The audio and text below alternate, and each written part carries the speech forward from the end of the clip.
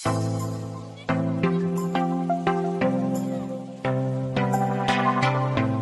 சிந்தனை நம்மை யார் என்று உருவாக்குகிறது. உண்மை உள்ளவைகள், ஒழுக்கமுள்ளவைகள், நீதி உள்ளவைகள், கற்புள்ளவைகள், அன்புள்ளவைகள், நற்கீர்த்தி உள்ளவைகள், புகழ், புண்ணியம் இவற்றையே சிந்தித்து கொண்டிருங்கள். பிலிப்பியர் 4:8. நாம் எதை சிந்திக்கிறோமோ அப்படியே நாம் செயல்படுகிறோம். சிந்திப்பதிலே ஒரே வார்த்தையில் சொல்ல வேண்டும் என்றால், நல்ல காரியங்களையே சிந்திக்க பழகுங்கள். நன்மையானதை சிந்திப்பீர்கள் என்றால் நன்மையானதையே செயல்படுவீர்கள்.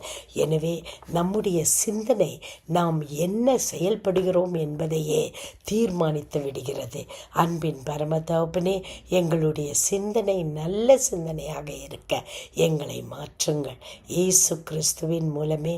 ஆமேன்.